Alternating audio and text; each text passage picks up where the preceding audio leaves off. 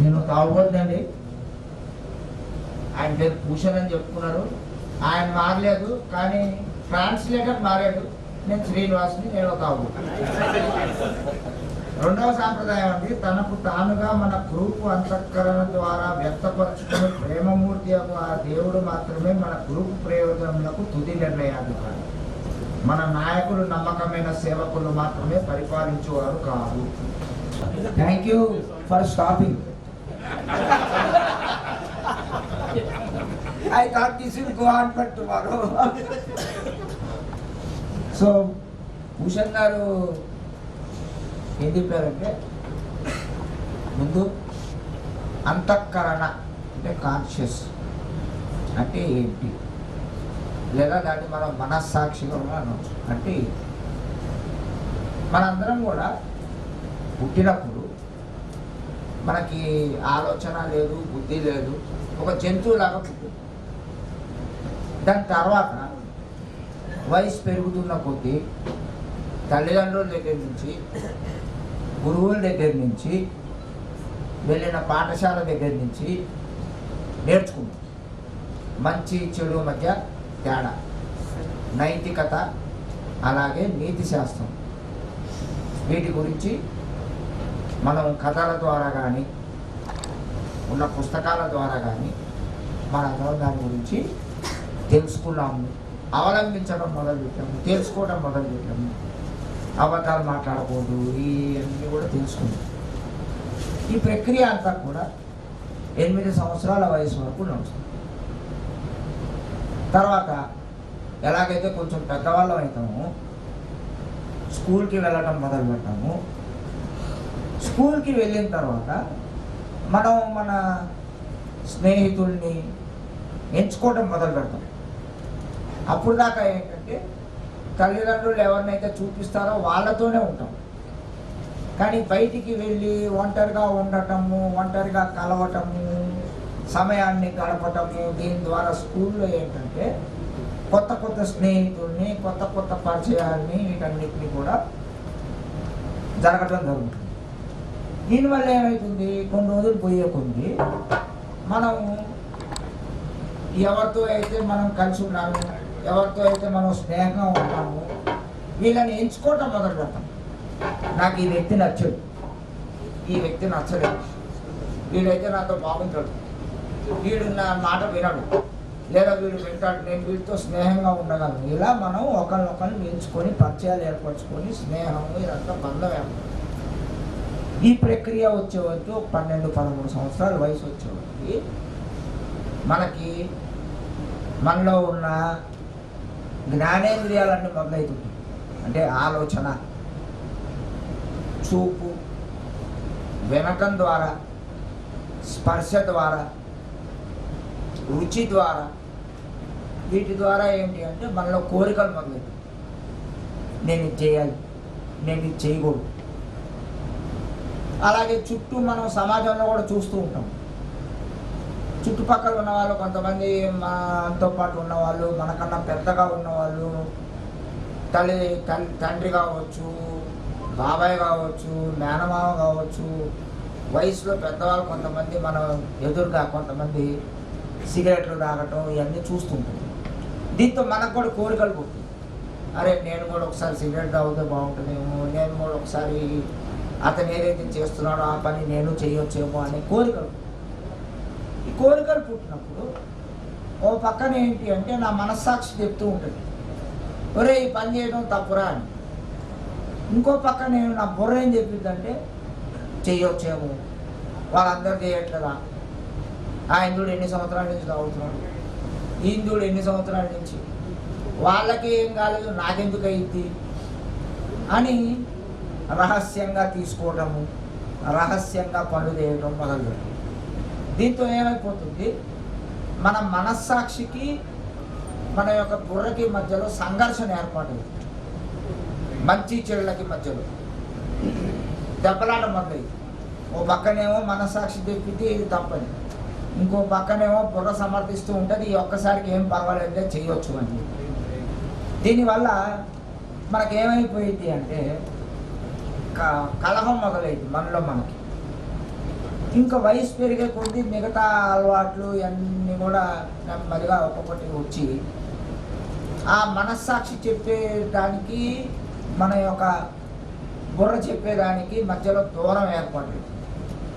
దీనికి మన మనస్తత్వ శాస్త్రవేత్తలు ఎవరైతే సైకియాట్రిస్టులు ఉన్నారో వాళ్ళ భాష ప్రకారము కూడా దీనికి మనకి ఆల్కహాలిక్స్ అనానమస్లోకి డాక్టర్ కార్ల్ యుంగ్, ఈయన ఆ రోజుల్లో చాలా పెద్ద సైకియాట్రిస్ట్, స్వీడన్ దేశంలో ఉన్నారు. ఈయనకి మన ఆల్కహాలిక్స్ అనానమస్కి కూడా సంబంధం ఉంది. ఏ రకంగా అంటే ఆ రోజుల్లో కార్ల్ యుంగ్ దగ్గరికి రోలాండ్ హెచ్ అనే ఒక తాగుబోతు ఈయన దగ్గరికి చికిత్స కోసం వెళ్తాడు. ఈయన చికిత్స అంతా చేసిన తర్వాత అతను మళ్ళీ కొన్ని రోజులు తిరిగి తాగుతాడు. తాగి మళ్ళీ డాక్టర్ గారి దగ్గరికి పోయి నేను ఇలా ఎందుకు తాగానంటే అని చెప్పి అడిగితే నేను చేయాల్సిందంతా చేశాను, ఆయన నా వైద్యపరంగా నేను చేయాల్సిన చికిత్స అంతా చేశాను, కానీ నేను ప్రయోగించే పద్ధతుల వల్ల చాలామంది కోలుకుంటాం, కానీ కొంతమందికి మాత్రం ఆధ్యాత్మిక పరమైన సహాయం అవసరం ఉంటుంది. బహుశా అటువంటి కోవకి చెందిన వ్యక్తివేమో నీవు అని ఆయన ఒక సూచన ఇస్తాడు. ఇచ్చిన తర్వాత ఎవరు ఈ ఆధ్యాత్మిక పరమైన సహాయం నాకు ఎక్కడ దొరుకుతుంది అని వీడు బతకటం మొదలుపెట్టాడు. వెతికి వెతికి వెతికి వెతికి అమెరికాలో న్యూయార్క్ నగరంలో ఎపిస్కోపల్ చర్చ్కి వెళ్తాడు. అక్కడ ఆ రోజుల్లో ఏంటంటే ఇవాళ మనకు ఎలాగైతే ఈ సమావేశాలు జరుగుతున్నాయో ఏ సమావేశాలు, ఆ రోజుల్లో ఆక్స్ఫర్డ్ గ్రూప్ సమావేశాలు కూడా జరిగాయి. ఈ ఆక్స్ఫర్డ్ గ్రూప్ సమావేశాల్లో కూడా అన్ని రకాల సమస్యలు ఉన్న వాళ్ళు వచ్చి వాళ్ళ యొక్క బాధలు, కష్టాలు, ఇబ్బందుల పైన మాట్లాడేవాళ్ళు. మనలాగానే వాళ్ళు షేరింగ్లు చేసుకున్న తర్వాత చప్పట్లు కొట్టేవాళ్ళు.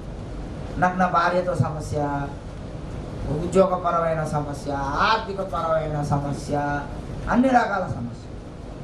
అలాగే ఈయన కూడా వెళ్ళి కూర్చోటము, మాట్లాడటము, దీనివల్ల వాళ్ళతో కలిసిపోవటం వల్ల ఈయన తాగుడికి దూరం అయ్యాడు. తాగుడికి దూరం అయితే ఈయన పని చేయడం మొదలుపెట్టింది. దాంట్లో ఈయన పోయి దాంట్లో ఒక సూచన వాళ్ళు చేసేది ఏంటంటే ఈ సందేశాన్ని ఇంకొక వ్యక్తికి తీసుకెళ్ళి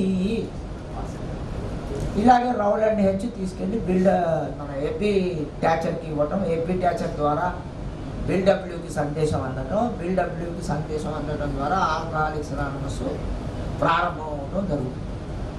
ఇది చాలా సంవత్సరాల తర్వాత బిల్డబ్ల్యూ గారు మన డాక్టర్ కార్ల్ యుంగ్కి లేఖ ద్వారా రాస్తారు, మీరు మా యొక్క ఆల్కహాలిక్స్ అనానమస్ ప్రారంభ దశలో, అంటే మాది ఇంకా పుట్టక ముందే మీరు ఒక విత్తనాన్ని నాటారు, ఆ విత్తనం ద్వారానే ఆల్కహాలిక్స్ అనానమస్ జన్మకి మీరు తోడ్పాటు జరిగింది అని చెప్పి ధన్యవాదాలు తెలియజేస్తూ ఆయన ఉత్తరం రాస్తారు. ఇది వచ్చేది. అదే రోజుల్లో ఇంకొక మనస్తత్వ శాస్త్రవేత్త కూడా ఉండేవాడు, సిగ్మండ్ ఫ్రాయిడ్. ఈయన ఏంటంటే దేవుడిని నమ్మడు. దేవుడు అనేది మనం సృష్టించుకున్న భయం, ఈ భయం ఆధారితంగా మనం జీవితాన్ని నడుపుకోవడానికి ప్రయత్నం చేస్తాము. ఆయన శాస్త్రవేత్త ప్రకారం, ఆయన రాసిన అధ్యాసం ప్రకారం ఏంటి అంటే 3 రకాలు ఉంటారు: ID, ego, super ego. ID అంటే జంతువు, ఈగో అంటే నీ మనస్తత్వ నైతిక శాస్త్రము, సూపర్ ఈగో అంటే నువ్వు చేసే ప్రక్రియ. ఈ 3 మధ్య వ్యత్యాసం. 3 వాళ్ళు చెప్పింది ఒకటే. ఒక ఆయనేమో దేవుణ్ణి పైన ఆధారపడమని చెప్తాడు, ఈయనేమో దేవుడు అక్కర్లేదు. ఇద్దరు మనస్తత్వ శాస్త్రవేత్తలు కూడా విభిన్న రకాల అభిప్రాయాలు ఉన్నాయి. అలాగే మన గ్రూప్లో కూడా ఏంటి అంటే ఆయన చెప్పిన చిన్న ఏదైతే ఒక సంఘటన చెప్పాడు ఏంటి అంటే, నేను 33 సంవత్సరాలు సోబరు, శ్రీనివాస్ అనే ఆయన గుంటూరులో ఉన్న ఆయన కొత్తగా వచ్చింది. నాకేదో మానసిక పరమైన ఒత్తిడో ఇబ్బందో సమస్య వచ్చింది. గతంలో నేను ఎలాగైతే నా మనస్సాక్షిని చంపుకొని అది వద్దని చెప్తున్నా కూడా పదే పదే నేను వ్యసనానికి అలవాటయ్యటం వలన నా మనస్సాక్షి నాకు పనిచేయదు. నేను అటువంటి సమస్యతోనే నా దగ్గరికి వచ్చి ఈ గుంటూరులో మద్యం ఎక్కడ దొరికింది అని నన్ను అడిగితే నేను ఆయన్ని తాగనిస్తానా? ఎట్టి పరిస్థితుల్లో నేను తాగనివ్వను. ఎందుకంటే నేను కొత్త నేను ఇలా తాగి నా జీవితం అంతా సర్వనాశనం అయింది. నువ్వు 33 సంవత్సరాల తర్వాత మానేసావు, ఇప్పుడు కూడా వచ్చి మళ్ళీ తాగుతా అంటున్నావు ఏమిటి అని చెప్పి నేను ఆయన్ని తాగనివ్వకుండా ఆపుతాను. అంటే ఏంటి, నా మనస్సాక్షి నాకు పనిచేయదు కానీ నా మనస్సాక్షి ఇంకొకరికి పనిచేస్తుంది. అలాగే మన గ్రూపులో కూడా సమూహంలో మన మనస్సాక్షి మనకు పనిచేయదు కానీ ఏకి పనిచేస్తుంది. విభిన్న రకాల వ్యక్తులు, దేవుణ్ణి నమ్మేవాడు, దేవుణ్ణి నమ్మనివాడు. ఎందుకంటే ఇది మతపరమైన కార్యక్రమం కాదు. ఇక్కడ మనం ఏ మతం గురించి కూడా చర్చించము. దేవుణ్ణి నమ్మేవాడు వస్తాడు, దేవుణ్ణి నమ్మనివాడు వస్తాడు. కానీ ఏ ఒక్క గురించి ఆలోచించేటప్పుడు ఎలా ఉండాలి అని ఆలోచించేటప్పుడు, ఎలా నడవాలి గ్రూప్ గురించి ఆలోచించేటప్పుడు మన మనస్సాక్షులు కలిపి ఎప్పుడైతే మన అభిప్రాయాన్ని వ్యక్తపరుస్తామో అదే అంతఃకరణ కిందకు వస్తుంది. ఆ అంతఃకరణ ఎప్పుడూ కూడా మన వ్యక్తిగత దీనికన్నా కూడా సమూహానికి మంచి చేస్తుంది. ఇదే రెండవ సాంప్రదాయంలో చాలా కీలకమైన భాగం అని చెప్పి ఆయన చెప్పారు. ఇది ఏ గ్రూప్ ప్యాంప్లెట్లో పేజీ నెంబర్ 28లో ఉందండి. అదే చదువుతాను నేను. వెల్లడించబడిన ఏ గ్రూపు సమిష్టి అంతఃకరణ అంటే ఏమిటి? గ్రూపు సభ్యత్వం యొక్క సమిష్టి అంతఃకరణ గ్రూపు యొక్క అంతఃకరణ అయి ఉంటుంది. ఈ అంతఃకరణ ఒక అంశం గురించి నిర్దిష్టమైన చర్యలను చేపట్టే ముందు గ్రూపుకు అందుబాటులోకి వచ్చిన సరిపడినంత ఏకాభిప్రాయాన్ని సూచిస్తుంది. సమాచారాన్ని సమగ్రంగా ఎంచుకోవడం ద్వారా, వ్యక్తిగత అభిప్రాయాలు వెల్లడించబడటం ద్వారా, ఏ నియమాలను అనుసరించడం ద్వారా ఈ ఏకాభిప్రాయం సాధ్యమవుతుంది. సంపూర్ణంగా వెల్లడి కావడం అంటే ఏ రకమైన ముందస్తు అభిప్రాయాలు లేకుండా మైనారిటీ అభిప్రాయాలు వినడానికి ఒక సుముఖత కలిగి ఉండటం. అంటే ఏంటంటే చెప్పేది, ఎప్పుడైతే ఒక గ్రూపు ఏదైనా ఒక నిర్ణయం తీసుకోవాలి అని అనుకుంటే గ్రూపులో ఉన్న సభ్యులందరూ కూడా ఆ విషయం పైన చర్చించడం ద్వారా గ్రూపు అంతఃకరణ జరుగుతుంది.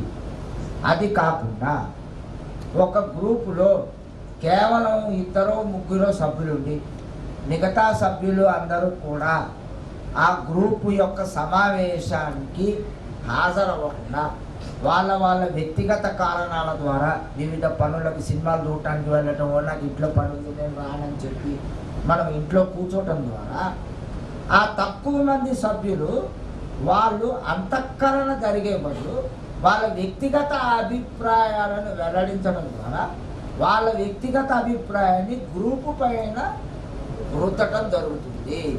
దానికి బదులుగా మనందరం కలిసి 10 మంది ఉంటే 10 మంది, 20 మంది ఉంటే 20 మంది, 30 మంది ఉంటే 30 మంది గ్రూప్ సభ్యులందరూ పాల్పంచుకొని అందరూ సభ్యులు తమ యొక్క మనస్సాక్షికి అనుగుణంగా వాళ్ళ యొక్క అభిప్రాయాన్ని వెల్లడించడం ద్వారా సమిష్టిగా మనం కలిసి దానిపైన చర్చించి తీసుకోవడం వల్ల గ్రూపు అంతఃకరణ అనేది బయటికి వస్తుంది అని చెప్తున్నాడు. ఎప్పుడైతే గ్రూపు యొక్క సమావేశం ఏదన్నా విషయం పైన చర్చించడానికి సమావేశం జరుగుతుందో దీంట్లో వాళ్ళ యొక్క ఎన్ని సంవత్సరాలు సోబర్గా ఉండే దానిపైన ఏమాత్రం ఆధారపడదు. 30 సంవత్సరాలు సోబరైటీ ఉన్నాయనికి 10 ఓట్లు, 6 నెలలు సోబరైటీ ఉన్నాయనికి 1 ఓటు, ఇలా ఉంది. ఎందుకంటే మనందరిలోనూ కూడా ఇవాళకి కూడా మనస్సాక్షి అనేది ఇంకా జీవించే ఉంది. అది ఎక్కడికి చచ్చిపోదు. నీ నైతిక పరమైన నువ్వు పొందిన విన్న అనుభవాల ద్వారా అలాగే నీ యొక్క నీతి శాస్త్రం వల్ల ఇది మంచి ఇది చెడు అనే వివేకం ద్వారా మనలో అది జీవించే ఉంటుంది. దీనివల్ల మనం అందరం కూడా కలిసికట్టుగా మన యొక్క అభిప్రాయాన్ని వ్యక్తపరచడం ద్వారా ఆ అభిప్రాయాలన్నింటినీ క్రోడీకరించి ఏదైతే అంతఃకరణ బయటికి వస్తుందో ఆ అంతఃకరణే గ్రూపు యొక్క అంతఃకరణగా పేర్కొనడం జరుగుతుంది. ఏదైనా ఒక గ్రూప్ ఒక విషయం పైన చర్చించడానికి ముందు ముఖ్యంగా గ్రూప్కి పూర్తి సమాచారం ఉందా ఆ విషయం పట్ల, అన్ని విషయాలని కూలంకషంగా చర్చించుకున్నారా, అంతా సమాచారాన్ని సేకరించారా? ఎందుకంటే మీరు సమాచారాన్ని పూర్తిగా సేకరించకుండా ఏ విషయానిపైన అయినా కూడా పూర్తిగా చర్చించలేరు. అందుకే ముందు సమాచారాన్ని తెలుసుకోవటం గ్రూప్ సభ్యులకి అవసరం. సో సమాచారాన్ని తెలుసుకోండి. దాని తర్వాత దానిపైన చర్చించటం మొదలుపెట్టేటప్పుడు గ్రూపు అంతఃకరణకు వచ్చేటప్పుడు ఆయన తీసుకున్న ఒక ఎగ్జాంపుల్ ఏంటి అంటే, ఒకవేళ ఇక్కడ గుంటూరులో వర్క్షాప్ చేద్దామని అనుకుంటున్నారు. 52% మంది గ్రూప్ సభ్యులు ఓకే అన్నారు, 48% మంది గ్రూప్ సభ్యులు వద్దని అన్నారు. అంటే 52% మెజారిటీ వచ్చింది కదా, చేసేద్దాము అని ముందుకెళ్ళటం కరెక్ట్ కాదు. ఎందుకంటే మీరు అది చేయటం వల్ల 48% మంది ఎందుకు వద్దన్నారు అనేది కూడా చర్చించారు. యూజువల్గా ప్రతి గ్రూప్లో కూడా ఎవరైతే ఏదైనా నిర్ణయాన్ని వద్దు లేదా ఇది ఈ పని చేయబాకండి అని చెప్పే వాళ్ళనే గ్రూప్ యొక్క ఓల్డ్ టైమర్స్గా గుర్తించడం జరిగింది. ఎందుకంటే వాళ్ళు ఏ చరిత్రలో కానీ లేదా వాళ్ళ గత అనుభవం ద్వారా కానీ ఈ పనులు చేయటం వల్ల గ్రూపు యొక్క ఇది ఫెయిల్ అయింది చేసే ప్రయత్నం, అందుకే ఒక అడుగు వెనక్కి వేయండి అని వాళ్ళు సూచిస్తూ ఉంటారు. కాబట్టి అందరి అభిప్రాయాన్ని కూలంకషంగా విని దీనిపైన సమగ్రమైన చర్చ ఎప్పుడు దాకా జరగాలి అంటే ఆ గ్రూప్ యొక్క నిర్ణయం సుమారుగా 75 నుంచి 80% మంది వరకు ఓకే అనేదాకా కూడా చర్చిస్తూ ఉంటే దాన్నే మీరందరూ కూడా కలిసికట్టుగా గ్రూపు అంతఃకరణ ద్వారా గ్రూపు యొక్క ప్రేమమూర్తి యొక్క దేవుడు నిర్ణయంగా అది వెల్లడించడం జరుగుతుంది అని భూషణ్ గారు చెప్పారు. మీరు అనుకోవచ్చు, భూషణ్ గారు ఈ గ్రూపు అంతఃకరణ అనే విషయం పైన ఎంతసేపు ఎందుకు మాట్లాడుతున్నారు, ఏ విషయాన్ని పదే ఎందుకు తీసుకొస్తున్నారు, మాకు అర్థమైంది అని మీరు అనుకో. కానీ ఆయన చెప్పేది ఏంటంటే ఈ గ్రూపు యొక్క అంతఃకరణ పైనే మన ఏ ఒక్క సేవలు గ్రూపు నుంచి కూడా ప్రపంచవ్యాప్త సేవల వరకు కూడా పునాది మూలం కన్న తల్లి అంతా కూడా 2వ సాంప్రదాయం నుంచే వచ్చింది అని చెప్తున్నారు. ఎప్పుడైతే మన గ్రూపులో కొన్ని జరిగిన పరిణామాల గురించి ఆయన అనుభవం ద్వారా చెప్తున్నారు. దానికి బిల్డబ్ల్యూ ఉదాహరించింది. ఒక మిడిల్ టౌన్ అనే నగరంలో ఓ వ్యక్తి రావడం జరుగుతుంది. ఆయనకి ఏ గురించి తెలుసు, ఏ సభ్యులు. ఆ ఊర్లోకి వచ్చి చూసిన తర్వాత అక్కడ ఏ ఉండదు. దాని ద్వారా ఆయన ఏ వ్యాప్తి గురించి డాక్టర్లని కలవటము, మిగతా వ్యక్తులను కలవటం, సమాజంలో నెమ్మదిగా కొంతమంది ఏ సభ్యులు సోపర్ అవ్వటం, దీంతో ఒక గ్రూప్ ఏర్పాటు అవ్వటం, ఇది జరిగిన తర్వాత ఆయన చెప్పిందే జరుగుతుంది. మీరు చేయండి, మీరు చేయబాకండి, నేను నిన్ను తాగే రోజుల్లో నిన్ను తీసుకొని వచ్చి గ్రూపులో పెట్టాను, నేను చెప్పినట్టే నువ్వు ఉండాలి, ఈ అంతా కూడా జరుగుతుంది. ఇది జరిగిన తర్వాత ఆయనతో పాటు ఇంకొక ఇద్దరు నెమ్మదిగా సోబరయ్యి వీళ్ళు ఒక గుంపుగా ఏర్పడి గ్రూప్ని శాసించడం మొదలుపెట్టారు, గ్రూప్ని కంట్రోల్ చేయడం మొదలుపెట్టారు. గ్రూప్కి చెప్తారు మీరు ఇలా చేయాలి, నువ్వు ఇలా చేయాలి, నువ్వు ఇలా చేయాలి, నువ్వు ఇలా చేయాలి. కొన్ని రోజులు పోయిన తర్వాత ఎప్పుడైతే సభ్యుల సంఖ్య పెరుగుతుందో, కొత్త వాళ్ళు రావడం మొదలవుతుందో, ఈ కొత్తగా వచ్చేవాళ్ళు ఎప్పుడు వీళ్ళు చెప్పిందే మేము వినాలా, వీళ్ళేనా నడిపేది, మాకేం ఆ మాత్రం తెలియలేదా, వీడికైనా అంతా తెలుసు, వీడు చెప్పినట్టే మేము వినాలా అనేది తయారయ్యి వాళ్ళు ఎప్పుడైతే ప్రశ్నించడం మొదలు పెడతారో, ఈ మొదట ఎవరైతే ఈ వ్యక్తి వ్యవస్థాపకుడు ఉన్నాడో ఈయనకి రెండు రకాల పరిణామాలు జరుగుతాయి. ఒకటి ఏంటి అంటే మీతో విభేదించి వెళ్ళి ఇంకో గ్రూప్ పెట్టుకోండి, లేదా మీతో దెబ్బల మీతో పోరాటం చేయండి. ఈ రెండింటికి జరిగినప్పుడు ఇంకొకసారి ఏం జరుగుతుంది అంటే దీనివల్ల మీరు ఆయనతో దెబ్బలాడటం, ఈ విభేదాలు ఏర్పడటం వల్ల ఈ వ్యక్తి తిరిగి తాగిన సందర్భాలు కూడా ఉండొచ్చు.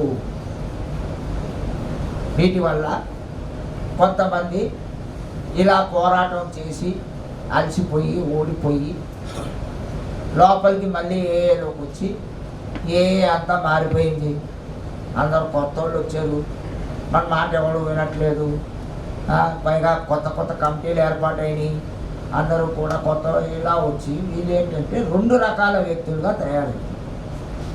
ఒక వ్యక్తి ఏమో ఎప్పుడు అసంతృప్తితో రగిలిపోవడం, నా మాట ఎవడు వినడు, నన్ను ఎవడు పట్టించుకోడు, నాకు ఏ రకమైన గౌరవం లేదు, మర్యాద లేదు, నన్ను పట్టించుకోకపోతే మీరు అంతా సర్వనాశనం అయిపోతారు, తాగలు అయిపోతారు, ఇలా తీసుకుంటారు. వీడిని ఏమంటారు అంటే ఏలో రక్తసిక్తమైన దుర్బరులు, రీడింగ్ డెకాన్స్కి వెళ్ళి అమరైతమరాను, రక్తసిక్తమైన దుర్బరులు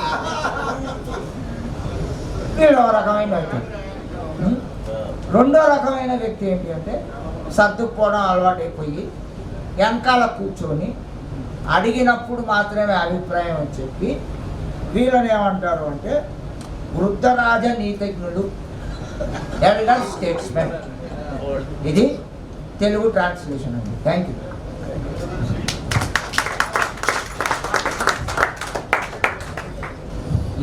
ఎప్పుడైతే మొదట్లో ప్రారంభం అవుతుందో ఎప్పుడు కూడా మొదట్లో కమిటీలతో అంటే వ్యక్తుల సమూహంతో ప్రారంభం అవుతుంది. ఎవరో ఒక వ్యక్తి తన యొక్క ప్రయత్నం ద్వారా, తన చేయాలనే పట్టుదల ద్వారా, తన చేసే ఈ పని వల్ల గ్రూప్ అనేది ఏర్పాటు. ఎప్పుడైతే ఈ గ్రూప్ ఏర్పాటు అవుతుందో అప్పుడు కమిటీలు ఏర్పడాయి. దీంట్లో మనకి రెండు రకాల నాయకులు ఉంటారు. ఒకడేమో న్యాచురల్గా ఉండే లీడర్, వాడు ఏంటంటే మనం ఈ పని చేద్దాం, అలా చేద్దాం, పరిగెత్తిస్తుంటాడు గ్రూప్, అక్కడికి వెళ్ళిపోదాం, ఇక్కడికి వెళ్ళిపోతాం, రండి నా వెనకాల అని తీసుకోగలుగుతాం. ఇంకొకడేమో ఎన్నుకోబడ్డ నాయకుడు, కమిటీలు, వాడు ఏంటంటే వాడు నెమ్మదించిన ఆగురా, అంతఃకరణ ఉందా లేదా, నువ్వు చేసే పనికి నీ ఇష్టం వచ్చినట్టు పోతున్నావు ఏమిటి అని వాడు. దీని ద్వారా ఏమవుతుంది, ఎప్పుడైతే ఈ కమిటీలో ఉండి పనిచేసే వాళ్ళు ఉంటారో వాళ్ళు ఒక సేవ మెరుగ్గా చేయగలరు రెండో రకమైన నాయకుడు కన్నా కూడా. ఎందుకంటే రెండో రకమైన నాయకుడు ఎప్పుడు వాడికి ఒకటే భావన ఉంటుంది, నేను చెప్పిందే కరెక్టు, నాకు తోచిందే గ్రూపు, నేను చెప్పిందే నిర్ణయం, నేను చేసేదే శాసనం అని వాడు పరిగెత్తిస్తున్నాడు. ఈ రకమైన విభేదాలు గ్రూపులో ఉన్నా కూడా గ్రూపు యొక్క మనుగడ ఎక్కువ రోజులు నడవాలి అంటే గ్రూపులో కమిటీలు ఏర్పాటయ్యి ప్రతి విషయం పైన పూర్తిగా చర్చ జరిగి గ్రూపు అంతఃకరణ ద్వారా తీసుకున్న నిర్ణయమే ఎప్పుడు గ్రూపుకి మంచిది అని చెప్తుంది. सो अभी श्रीनिवास वो फाउंडर मेंबर था जिसने ग्रुप खड़ा किया. अब मस्त 40 एक लोगों का ग्रुप चलने लगा है। ये 40 लोगों के ग्रुप में से एक 10 लोग निकले और उन्होंने दूसरा ग्रुप चालू किया है, और वहां पर अभी धीरे धीरे 20-30 लोग हो गए हैं। फिर तीसरा ग्रुप एक आ गया है, वहां पर भी 15-20 लोग हो गए। ऐसे अलग अलग जगह पे एक ग्रुप्स फैल रहे हैं।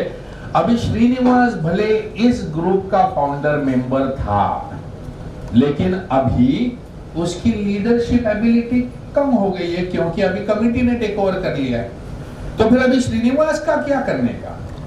उसके जो गुण है, उसकी जो नेचुरल लीडरशिप है, वो वेस्ट थोड़ी करेंगे हम लोग।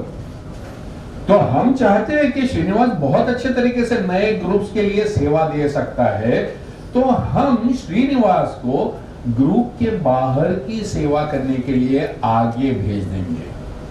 उसके अंदर की जो नेचुरल लीडरशिप है, उसका जो ज्ञान है, अनुभव है, उस अनुभव का फायदा अभी बाकी ग्रुप्स को भी होना चाहिए।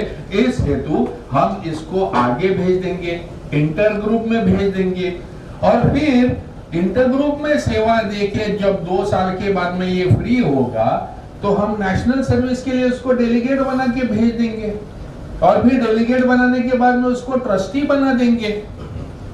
तो धीरे धीरे उसको जो नॉलेज मिला है ब्लीडिंग निकल में से, वो एल्डर स्टेट्समैन बनने के बाद में समूह में नए लोगों को सेवा की संधि देते, वो और अगले लेवल की सेवा देने के लिए आगे जाते रहता है। और इसी तरह से सेवा देने का एक इन्वर्टेड पिरामिड क्रिएट हो जाता है। इसीलिए ट्रेडिशन 2 को पूरे सर्विस स्ट्रक्चर की जननी कहा गया है। ఆయన చెప్పిన ఉదాహరణ ఏంటంటే, నేను ఒక గ్రూపు వ్యవస్థాపకుడిని. ఆ గ్రూప్ నెంబర్గా 30-40 మంది సభ్యులు తయారైంది. దీంట్లో ఒక 10 మంది సభ్యులు విడిపోయి వాళ్ళు ఇంకో కొత్త గ్రూప్ పెట్టుకున్నారు. అలా గ్రూపుల సంఖ్య పెరుగుతూ పోయింది. దానివల్ల ఏంటంటే నా యొక్క నాయకత్వ పైన ప్రభావం పడ్డది. ఎందుకంటే గ్రూపులు పెరిగిపోయినాయి, గ్రూపుల్లో కమిటీల సిస్టమ్ ఏర్పాటైంది. దానివల్ల నేను ఒక్కడనే పనిచేయటం అనేది తగ్గిపోయి కమిటీ సిస్టమ్స్లో పనిచేయటం వల్ల నా యొక్క నాయకత్వ లక్షణాలు తగ్గిపోవటం వల్ల, ప్రభావం పడటం వల్ల అప్పుడు గ్రూప్ ఏం చేయవచ్చు, నా యొక్క నాయకత్వ సేవలని గ్రూప్ ఏ రకంగా వినియోగించుకుంటుంది అంటే, నువ్వు గ్రూపుకి చేసిన సేవలు చాలా అయినా నువ్వు ఇంకా గ్రూపు బయట సేవలకి వెళ్ళు. అంటే మనం ఏదైతే ఇంటర్ గ్రూపు సర్వీస్ కమిటీలు ఏర్పాటు చేసుకుంటామో, గ్రూపుల సమూహంతో ఏర్పాటయ్యే సర్వీస్ బాడీలకి నన్ను సభ్యుడిగా పంపవచ్చు. అది కూడా దానికి కూడా పదవీ కాలం ఉంటుంది కదా, సంవత్సరము 2 ఏళ్ళు. అది అయిపోయిన తర్వాత దేశవ్యాప్త సేవల కోసం డెలిగేట్గా ఎంచుకొని పంపించడము, అది అయిపోయిన తర్వాత ట్రస్టీగా ఎంచుకొని పంపించడము, ఈ రకంగా సేవలకి వాడుకోవడం జరుగుతుంది. దీనివల్ల ఏంటంటే ఉన్న నాయకత్వ లక్షణాలతో ఉన్న వ్యక్తిని ఏకి ఎలా ఉపయోగపడతాడు, ఏ సేవలు కొనసాగడానికి ఎలా ఉపయోగపడతాడు, నువ్వు గ్రూప్ పరిధిలోనే కాకుండా గ్రూపు బయట కూడా సేవలను విస్తరించవచ్చు అనేది జరుగుతుంది. దీంతో పాటు ఇంకేంటి ఆయన చెప్తున్నదంటే, మన గ్రూపు యొక్క అంతఃకరణ ఏదైతే ఉందో 2వ సాంప్రదాయము, అందుకే ప్రపంచవ్యాప్త సేవలకన్నిటికీ కూడా ఈ యొక్క 2వ సాంప్రదాయం మూలంగా ఉంది అనేది చెప్తున్నాను. Thank you. सो 40 लोगों में कंट्रोल के लिए झगड़ने वाला श्रीनिवास अभी जाके 40,000 लोगों के लिए सेवा देने के लिए तैयार हो जाता है, provided he changes from a bleeding deacon to elder statesman. जब ही वो सेवा और एए के तत्व को पूरी तरह से स्वीकार कर देता है और अपने अंदर की स्पिरिचुअलिटी को आवाहन देते हुए आगे बढ़ता है, वैसे उसको सेवा की और भव्य दिव्य अपॉर्चुनिटीज मिलने लगती है। इसका एग्जाम्पल देते हैं बिल डब्ल्यू खुद के स्टोरी में से। वो कहते हैं, how good is the enemy of the best. वो कैसे बोलते हैं, तो वो शुरुआत के दिन थे जब BMW बहुत फाइनेंशियली बहुत तकलीफ में थे, पैसा नहीं था, घर कैसा वैसा चलता था। लुइस उनकी बीवी एक डिपार्टमेंटल स्टोर में काम करती थी और उसके वीकली $35 के पगार के ऊपर उनका घर चल रहा था और उसमें भी हमेशा एक 3-4 खाली पेट वाले बेवड़े पड़े रहते थे घर में। तो आर्थिक समस्या में बड़े ग्रस्त थे। उसी टाइम पे टाउन्स हॉस्पिटल आपने सभी सुना है, जहां पर BMW को साक्षात्कार हुआ, उनको ईश्वर का अनुभव हुआ। तो वो टाउन्स हॉस्पिटल के जो ओनर थे, जो चार्ली इनका नाम था, वो भी टाउन्स हॉस्पिटल का बिजनेस थोड़ा सा कम हुआ था। तो एक दफा चार्ली ने बिल को बुलाया और बोला, देख पहले जैसा बिजनेस होता था वैसे बिजनेस आजकल मेरा भी नहीं हो रहा है, लेकिन तेरे को कुछ ये नया स्टोरी मिला हुआ है जिसके वजह से काफी लोगों का भला हो रहा है और तूने जिनकी जान बचाई है वो लोग साले लाखों कमा रहे हैं और तू गरीब का गरीब। मेरे यहां से शुरुआत हुई लेकिन मैं गरीब का गरीब। क्यों ना हम लोग एक प्लान बनाते हैं, ये जो तेरा AA का जो पूरा चल रहा है वो तू टाउन्स हॉस्पिटल में लेके आ और यहां से कर। मैं तेरे को एक अच्छा खासा सैलरी भी दूंगा और प्रॉफिट शेयरिंग भी दूंगा, दोनों पैसा कमाएंगे और तेरा काम भी अच्छे से चलेगा, बड़े पैमाने पे चलेगा, ऑफिशियली कर। BMW भी सोचने लगे, हाँ यार आजकल नए नए काउंसलर आ गए, वो बड़ा काफी पैसा कमा जाते हैं। आजकल नए नए मेंबर सोबर हो रहे, वो अच्छा खासा पैसा कमा रहे थे, लेकिन सबको सोबर करने की आइडिया निकालने वाला मैं गरीब का गरीब रह गया।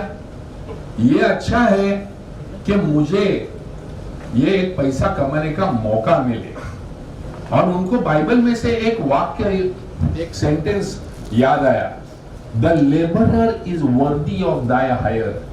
यानी अगर तुम मेहनत दे रहे हो तो ये मेहनत के लिए तुमको पैसा मिलना ये तुम्हारा हक है, तो उसमें गलत क्या है। और बड़े खुशी में वो घर जाते हैं। अंदर लुइस किचन में खाना पका रही है, बाहर 3-4 बेवड़े भूखे पेट के बैठे हुए झांक रहे, कभी कुछ खाने को मिलेगा। और 3-4 लोग वहां पर आए हुए मीटिंग करने के लिए उसके घर में, ऐसे 7-8 लोग बैठे हुए। बिल ने सबको इग्नोर किया, अंदर गए और लुइस को बोला, लुइस मुझे ऐसी ऐसी अपॉर्चुनिटी मिली है। तो बिल बोलते हैं थोड़ा सा इंटरेस्ट उसने दिखाया, लेकिन कुछ मेरे को लगा था उतना एक्साइटमेंट उसके आवाज में था नहीं। फिर बाहर आके मैंने ये जो मीटिंग बैठी थी उनको सबको समझाया कि भाई मेरे को ऐसा ऐसा जॉब मिल रहा है, चार्ली ने ऐसा ऐसा ऑफर दिया है, I think our financial worries are over. वहां पर थोड़े दिनों से जो शराब से दूर थे ऐसे कुछ लोग थे।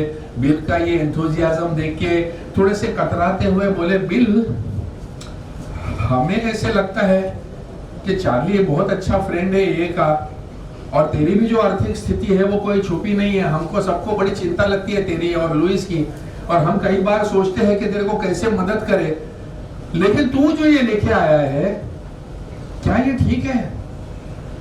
अल्कोहलिक्स एनोनिमस जो आज हम लोग बना रहे हैं, ये टाउन्स हॉस्पिटल में जाके पैसे लेके अगर तूने देना चालू कर दिया तो क्या ये अल्कोहलिक्स एनोनिमस ऐसी रहेगी? क्या ईश्वर तेरे अकेले के बेनिफिट के लिए लाखों शराबियों के ऊपर अन्याय करेगा? और बिल बोला कि मुझे समझ में आया कि वो जो मेरे मन में जो बाइबल का जो थॉट चल रहा था, जो ईश्वर की आवाज मान के मैं चल रहा था, वो ईश्वर की आवाज नहीं थी। ईश्वर की आवाज ये थी जो मेरे शराबी दोस्त देख रहे थे कि मेरी मजबूरी मुझे पैसे के लिए कुछ करने के लिए मजबूर कर रही है, और ये मेरे को जॉब मिलना, पैसा मिलना ये शायद गुड हो सकता है, लेकिन आने वाले अल्कोहलिक्स एनोनिमस के भविष्य और लाखों लोगों की सोबराइटी के सामने ये कुछ भी नहीं है। So this may be good but it is the enemy of the best. तो दोस्तों उसने वो बोलता है कि आई हैड समहाउ मेरे को करेज मिल गया कि मैं मना कर सका वो जॉब अपॉर्चुनिटी को। और हम जानते ही है, आप सोचिए अगर 1942-41 में BW ने जॉब लिया होता तो साले हम में से तो सब लोग मर ही गए होते। यहाँ पर कहाँ से आता था टाउन्स हॉस्पिटल? 40 మంది వ్యక్తుల ఉన్న గ్రూపు సమూహాన్ని కంట్రోల్ చేసే ఒక వ్యక్తి 40,000 మంది వ్యక్తులకి సేవ చేయడానికి తయారవ్వటం ఎలా, దీనికోసం ఏం జరిగింది అనే ఉదాహరణ BW గారు తన వ్యక్తిగత అనుభవం ద్వారా చెప్పింది. ఆయన ఎప్పుడైతే ప్రారంభమైన కొత్త రోజుల్లో ఆయన ఇంట్లో ఎప్పుడు కూడా 3-4 తాగుబోతులు ఉండేవాళ్ళు. ఈయనకేం ఉద్యోగం ఉండేది కాదు, డబ్బులు సంపాదించేవాడు కాదు, ఆర్థిక పరమైన సమస్యలు ఉన్నాయి. భార్య ఏదో చిన్న చితక ఉద్యోగం చేసుకునేది, ఓ డిపార్ట్మెంటల్ స్టోర్లో పనిచేసేది, వారానికి $35 సంపాదించేది. దీంతో పాటు ఆర్థిక పరమైన ఇబ్బందులు ఉండటం ఆ ఇంట్లో. ఇటువంటి సమయంలో BW ఎక్కడైతే తనకి వైద్యం అందిందో టౌన్స్ హాస్పిటల్లోకి అక్కడికి వెళ్ళటం జరుగుతుంది. అక్కడ ఉండే ఆ టౌన్స్ హాస్పిటల్ యజమాని BWకి ఏం చెప్తాడంటే, గతంలో ఉన్నట్టు ఇప్పుడు అంత బాగలేదయ్యా, పైగా నువ్వు ఏదైతే ఈ పని చేస్తున్నావో ఈ పనికి నువ్వు డబ్బులు తీసుకోవడంలో తప్పు లేదు, నువ్వు అలాగే ఉండిపోతున్నావు. నువ్వు ఎవరికైతే ఈ సందేశాన్ని ఇస్తున్నావో వాళ్ళందరూ 1,000 లక్షలు సంపాదిస్తున్నారు, వాళ్ళ జీవితాలంతా బ్రహ్మాండంగా ఉన్నాయి. నువ్వు అదే పనిని వృత్తిగా ఎందుకు చేపట్టకూడదు? నువ్వు ఏదైతే కష్టపడుతున్నావో పని చేస్తున్నావో దానికి డబ్బులు తీసుకోవడం నీ హక్కు, తీసుకోవచ్చు నువ్వు అని ఆయన చెప్పిన తర్వాత ఈయన ఆలోచిస్తూ ఈయనకి బైబిల్లో రాసిన ఒక వాక్యం గుర్తుకొచ్చి, ఇలా చెయ్యొచ్చేమో, ఇదే భగవంతుడు అంతఃకరణ అని చెప్పుకొని ఆయన ఇంటికి వచ్చేసి ఆనందంగా సంతోషంగా భార్య దగ్గరికి వెళ్ళిపోయి, నాకు ఇటువంటి ఒక అవకాశం వచ్చింది అని పోయి భార్యతో చెప్తే ఆ పెద్ద ఏమి సంతోషంగా కూడా ఏమి పట్టించుకోనంతగా ఒక చూపు చూసి వదిలేస్తాడు. వదిలేసిన తర్వాత ఈయన పోయి ఎక్కడైతే ఆ ఇంట్లో ఇంకో 3-4 తాగుబోతులు ఎవరైతే ఆ రోజు ఉన్నారో వాళ్ళ ముందు తన యొక్క ఏదైతే జరిగిందో ఆ అనుభవాన్ని చెప్పడం మొదలు పెడతాడు, అభిప్రాయాన్ని చెప్తాడు. నాకు ఇలా అవకాశం వచ్చింది, నాకు ఈ ఉద్యోగం పరంగా వచ్చింది అవకాశం, అది అని చెప్తే అందరూ విని కామ్గా ఊరుకుంటారు. వీళ్ళలో ఒక వ్యక్తి మాత్రము ఇలా మనం చేయటం ఎంతవరకు సబబు, నువ్వు ఏదైతే ఆల్కహాలిక్స్ అనానమస్ గురించి ఊహిస్తున్నావో, నువ్వు ఏదైతే నువ్వు నీ భవిష్యత్తు సంకల్పాలు అనుకుంటున్నావో, ఎలాగైతే ప్రగతిని గురించి ఆలోచిస్తున్నావో ఏ గురించి, వాటికి ఇలా చేయడం ఎంతవరకు కరెక్ట్? ఇలా చేసి నువ్వు హాస్పిటల్లోకి వెళ్ళిపోయి దీన్ని వృత్తిగా మార్చడం ఎంతవరకు సబబు? ఇటువంటి ప్రశ్నలు వేయటం ద్వారా BW కూడా ఒక అడుగు వెనక్కి వేసి వాళ్ళు ఏదైతే చెప్పారో ఆ యొక్క అంతఃకరణ, ఇది నిజమైన గ్రూప్, దేవుడిచ్చే అంతఃకరణ, నేను చెప్పింది కాదు, అది నా వ్యక్తిగతంగా వచ్చిన అంతఃకరణ, దీనికి నేను విలువిచ్చి ధైర్యంగా ఆ రోజు నన్ను ఏం చెప్పిందో తెలియదు కానీ నేను ఒక అడుగు వెనక్కి వేసుకోవడం వల్ల నేను నేర్చుకుంది ఏంటి అంటే, the good is the enemy of the best. అంటే నాకేదైతే మంచి అనిపిస్తుందో అది అత్యుత్తమైన నిర్ణయానికి చెడు జరగవచ్చు. అందుకే అత్యుత్తమ నిర్ణయం రావాలి అంటే గ్రూపు అంతఃకరణ ద్వారానే వస్తుంది. రెండవ సాంప్రదాయంలో BW గారికి ఆ రోజుల్లో ఒక సభ్యుడు లేచి, నువ్వు ఎప్పటికీ కూడా ఒక వృత్తిపరమైన వ్యక్తి అవ్వలేవు, నువ్వు ఈ పని చేయలేవు అని చెప్పి, అలాగే వృత్తిపరమైన వాటి గురించి కూడా మిగతా సాంప్రదాయాల్లో మనం విస్తృతంగా చర్చిస్తాం. కానీ ఆయన చెప్పిన ఒక సంఘటన ఏంటంటే 1945 ఆ ప్రాంతంలో అమెరికాలో హ్యాజిల్డన్ అనే ఒక ట్రీట్మెంట్ సెంటర్, వీళ్ళు ఎడిక్షన్స్ పైన వీటిపైన చాలా రకమైన రీసెర్చ్లు చేయడం ఇవన్నీ కూడా జరిగింది. ఈ సెంటర్కి సంబంధించి బిల్డబ్ల్యూకి మీరు మా సెంటర్లో వన్ ఆఫ్ ది ట్రస్టీగా ఉండండి అని ఆఫర్ వస్తే దాన్ని కూడా బిల్డబ్ల్యూ తిరస్కరించడం జరిగింది. నేను ఒకవేళ ప్రపంచవ్యాప్త సేవలకి ఉండాలి అంటే నేను ఒక కో-ఫౌండర్ ఆఫ్ ఆల్కహాలిక్స్ అనానమస్గా ఉండాలి అంటే నేను ఈ రకమైన ఏ రకమైన పనులు చేయడానికి నేను పనికి రాను అని బిల్డబ్ల్యూ గారు చేసిన అతిపెద్ద త్యాగం అని చెప్పడం జరిగింది.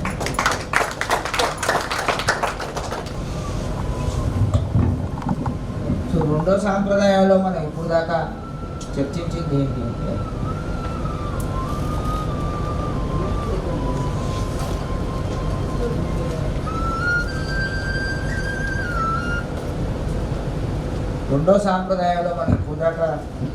ఏ విషయాలపై మాట్లాడుకున్నామంటే ఏఏకి డైరెక్షన్ ఎక్కడి నుంచి వస్తుంది, ఎవరు ఇస్తారు మనం డైరెక్షన్.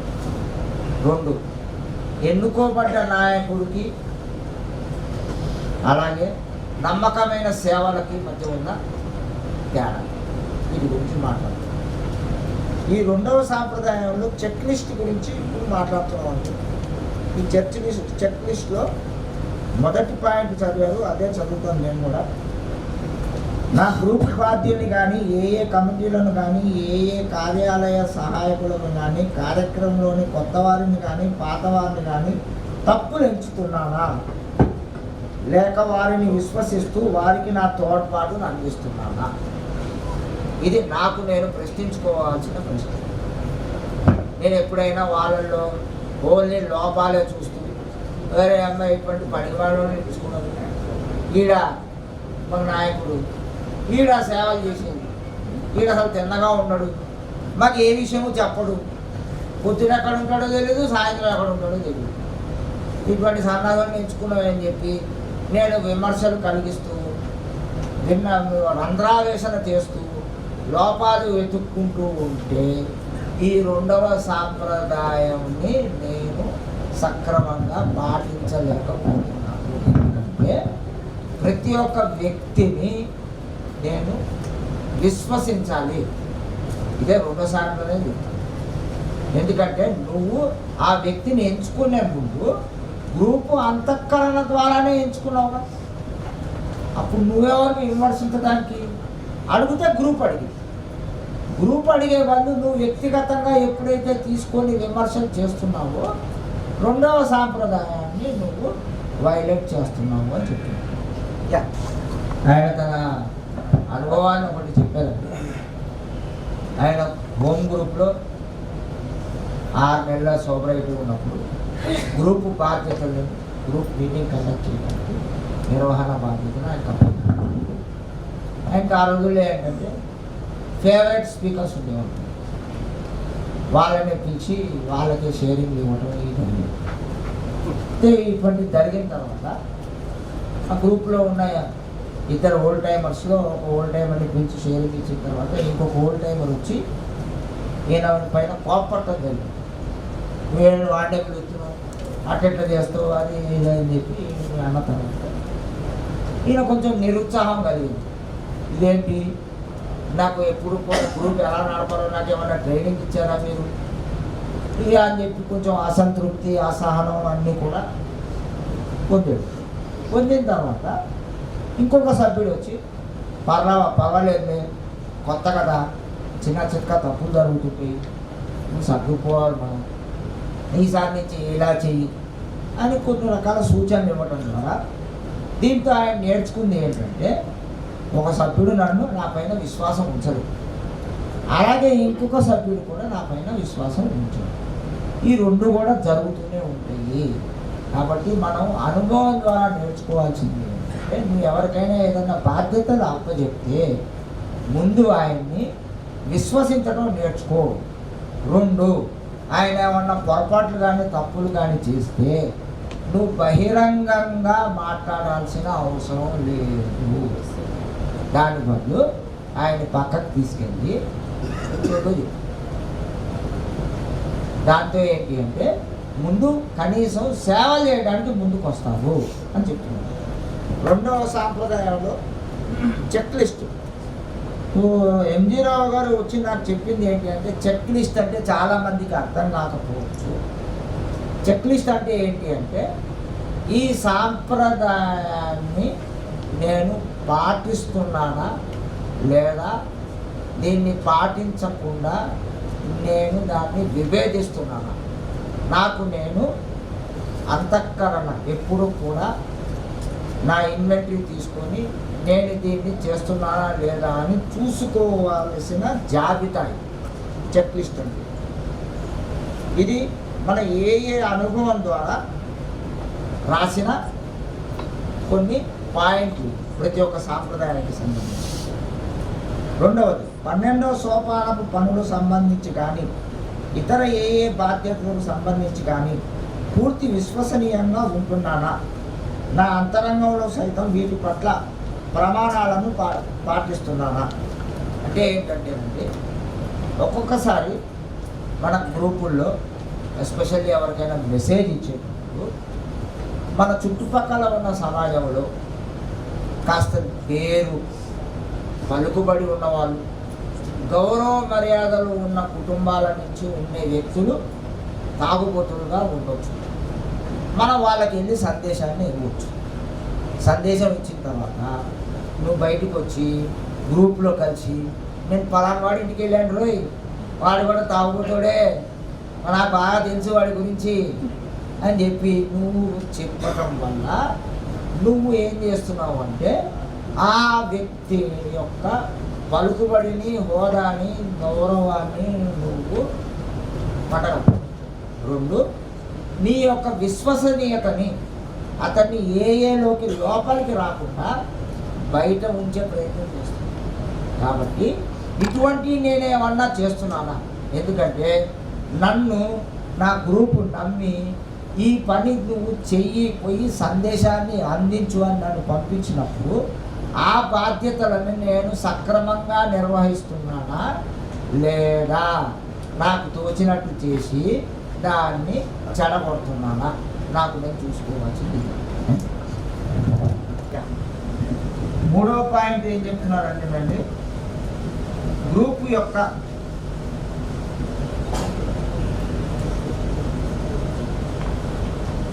నేను ఏ పనులు చేస్తున్నందుకు గుర్తింపు కోరుకుంటున్నానా, నా ఆలోచనలు ఇతరులను మెచ్చుకోవాలని తాపత్రయపడుతున్నానా, గ్రూపు చర్చల్లో నా మాట నెక్కకపోతే అవమానంగా భావిస్తానా, నేను సర్వోదయంతో గ్రూపు అంతఃకరణకు లోబడి గ్రూపు నిర్ణయాన్ని సంతోషంగా అమలు చేస్తానా. నేను ఏదన్నా పని చేస్తే నా అభిప్రాయాన్ని వ్యక్తపరిస్తే ఆ అభిప్రాయమే గ్రూప్కి మంచి జరిగితే చూసావా నేను చెప్పిందే జరిగింది, నేను 10 సూచన ఇచ్చాను కదా అని నేను ఏమన్నా గుర్తింపు. అలాగే కొన్ని సంవత్సరాలు ఏదో కొనసాగడం వల్ల నెంబర్ ఆఫ్ ఇయర్స్ రావడం వల్ల నేను చెప్పిన దానికి వ్యతిరేకంగా గ్రూపు అంతఃకరణ వస్తే ఆ అంతఃకరణని నేను మనస్ఫూర్తిగా స్వీకరిస్తున్నానా లేదా ఆ అంతఃకరణని మనస్ఫూర్తిగా స్వీకరించకుండా దాని పట్ల నా వ్యక్తిగత అభిప్రాయాన్ని వ్యక్తపరుస్తూ విభేదిస్తున్నానా, నాకు నేను చూసుకోవాల్సిన విషయాలు. 4వ పాయింట్ ఏంటంటే గ్రూపు నిర్ణయాలు జరుగుతాయి. ఆ గ్రూపు నిర్ణయాల్లో ఒక్కొక్కసారి నేను పాలు పంచుకోకపోవచ్చు, నేను ఉండకపోవచ్చు. నేను లేకుండా తీసుకున్న నిర్ణయాన్ని కూడా నేను ఆమోదిస్తున్నానా లేదా నన్ను కన్సల్ట్ చేయకుండా అలా ఎలా నిర్ణయం తీసుకుంటారని నేను గ్రూప్తో పోరాటం ఏమన్నా చేస్తాను. అలాగే చేసే పనులకి నేనేమన్నా గుర్తింపు కోరుకుంటున్నాను.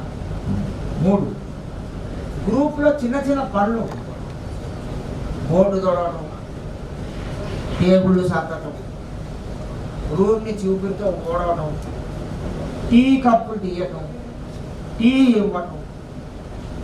నేను ఇన్ని సంవత్సరాలు సోమర్ కదా, ఇదంతా కొత్తవాడు 6 నెలల వాడు, సంవత్సరం వాడు, 2 ఏళ్ల వాడు చేయాలి కదా. మరి నాకేమో 10 ఏళ్ళు వచ్చినాయి, నేను ఎట్లా చేస్తాను అని నేనేమన్నా అనుకుంటున్నానా?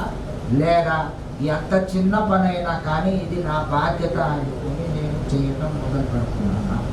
ఇది చూసుకోవాల్సిన బాధ్యత. ఆయన తన ఒక వ్యక్తిగత అనుభవాన్ని చెప్తున్నారు. ఎప్పుడైతే ఆయన 3 సంవత్సరాలు సోబర్గా ఉన్నాడు, గ్రూప్లో నైట్ విజిల్ కార్యక్రమం ఎలా చేయాలి అనే విషయం చర్చలు జరుగుతాయి.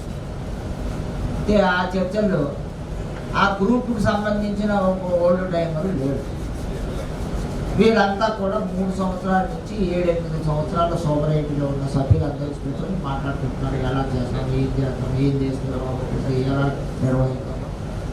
అంతా అయిపోయిన తర్వాత చర్చలు అయిపోయి నిర్ణయం తీసుకున్న తర్వాత ఈ ఎవరైతే లేడు మీటింగ్లో ఆయన వచ్చి వీళ్ళందరినీ తిట్టడం మొదలు.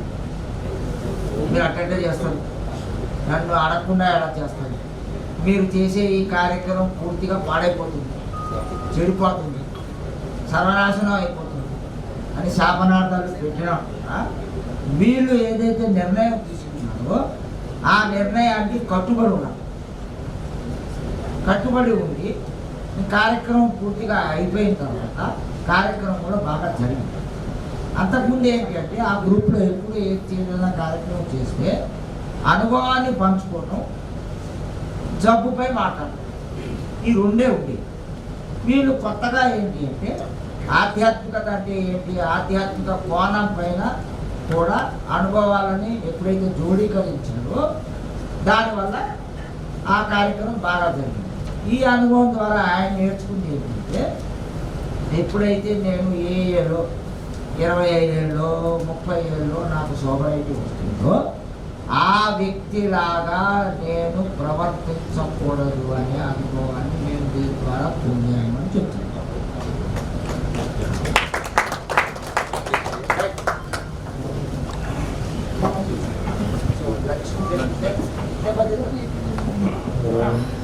नहीं तो लोग जाके रूम में सो जाए.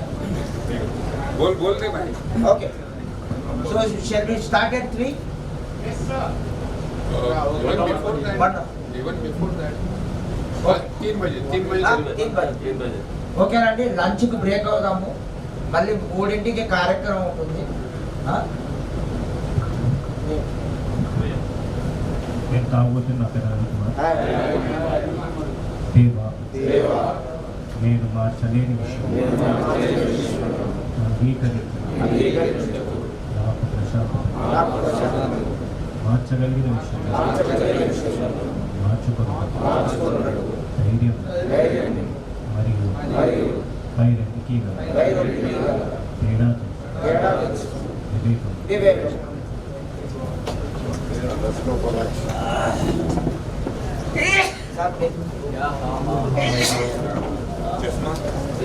कुशन आपको भेज दूं लंच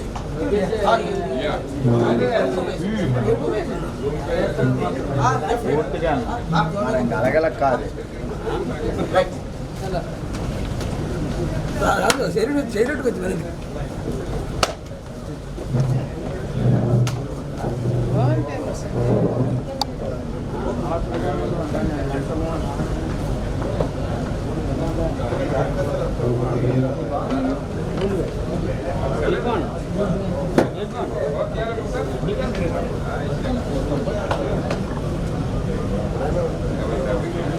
సైడ్